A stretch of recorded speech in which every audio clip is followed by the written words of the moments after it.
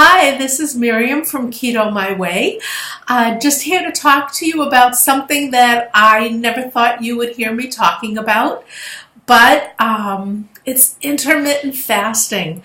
As you know, I started with a coach in July, and I think we talked about it a little bit, and I said, I'm not interested. Don't you dare talk to me about it. I don't want to know about it. I don't need that in my life, etc., etc., etc. But I came to it sort of on my own, and I said, I think I'm ready.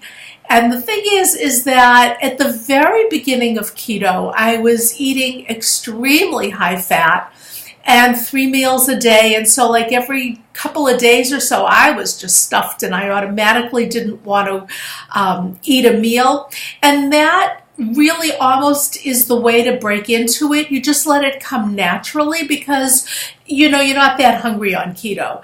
And then just over the months, I started just falling into a pattern, and I was eating a lot of fat. I've been tracking macros off and on. So I was eating practically a 3-to-1 ratio, but I was really eating 3 meals a day. I wasn't eating all day long and I wasn't eating snacks, but I was eating 3 meals a day, sometimes even when I wasn't hungry. And then I don't know what made me really say, okay, I'm ready. But the day came, and I talked with my coach, and I've said on other occasions, it's almost like working with a psychologist rather than a coach rather than a keto coach, because the first time I deliberately did this, in other words, it's not that, I wasn't hungry for dinner and I didn't eat dinner. It was, I am going to fast tonight. And, I ate my lunch and I came home and I started to get really crazy. And I'm talking not hungry crazy, not food crazy, but crazy in the head crazy. And we talked it out for a couple of hours and got into some really deep, long buried childhood issues and how it all related to fasting. And it didn't have anything to do, I wasn't fed as a child. It just had to do with uncertainty and rules. And it's a very long, not necessarily personal, but a very long conversation. But let me just tell you, we worked out a lot of issues. And then it was left with, I can try fasting again, but remember, if you want to eat, you can always eat. So it wasn't like, I have to be perfect. No, if I felt I needed to eat, I needed to eat. I think one night, I didn't have supper, and maybe 11 o'clock I ate, and I was hungry, and I didn't want to sit with the discomfort of being a little hungry. But it has turned out a couple of times I've done it. My fasting blood sugar dropped to below 100, which shows my insulin was, just my whole system was getting a rest.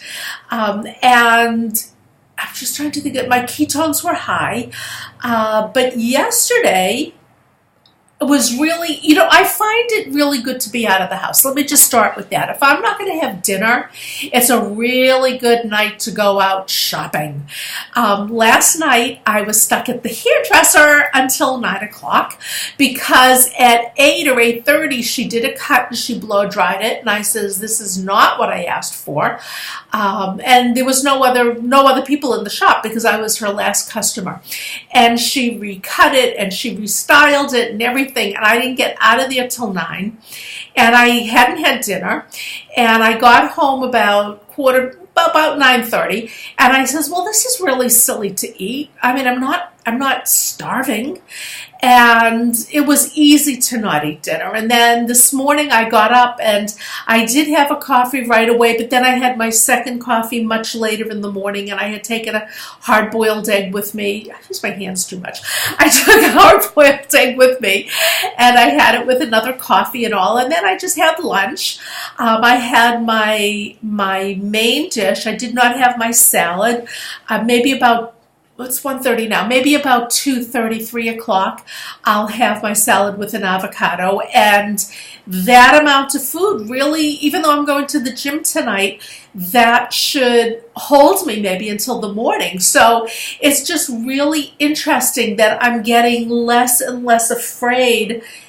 And it's funny to use the word afraid, but it's like it was getting into this whole thing of being uncertain and what do I do if I'm hungry? And what do I do if it was the wrong decision to fast? And what do I do? What do I do? What do I do? Which was part of my discussion with my coach, that, everything has to be perfect and I have to know where I'm going and I have to have all the answers before I even ask the questions. And, that was my hang up really with fasting. So it's just really weird to say, okay, I'm not going to have dinner tonight. And I'm going to the gym. And then I changed my coaching call from Saturday morning to tonight. So I will be busy till like 8:30 or 9. If I'm hungry, I can eat. And if I'm not hungry, it's okay not to eat.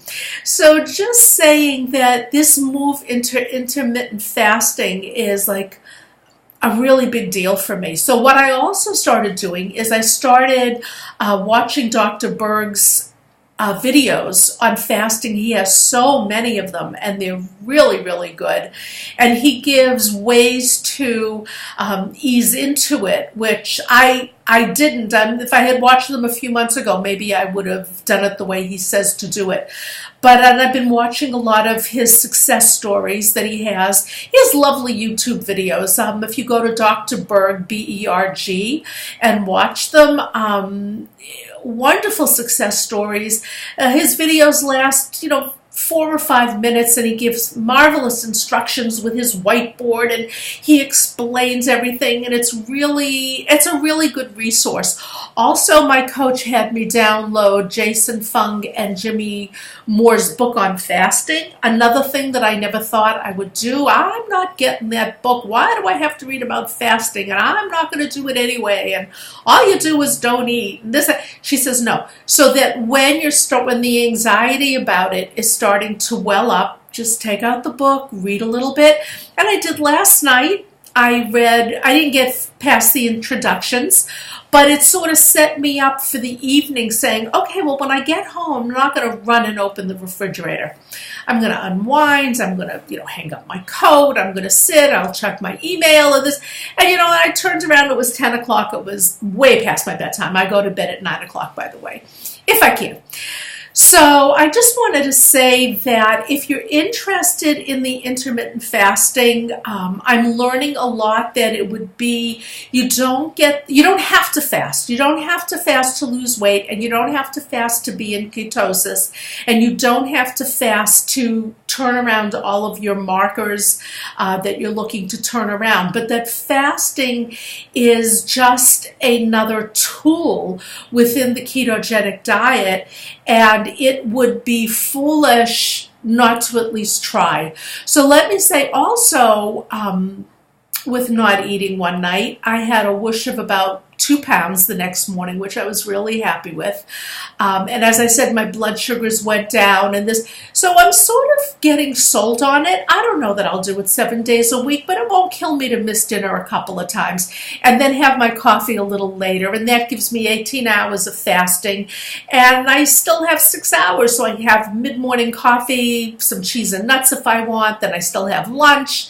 And if it's, it's not this all-day grazing, but I can really have some meals. And Dr. Berg really explains how to do it. And that's sort of, what gave me some structure to this. So anyway, I just want to share that with you, and I will let you know how it goes. Going to the gym tonight. Can't wait except I get no hair to put in a ponytail, except I might not need to because now it's shorter. Anyway, listen, have a great day. Look into intermittent fasting. It's not scary. I mean, it is, but then you get over it really quickly.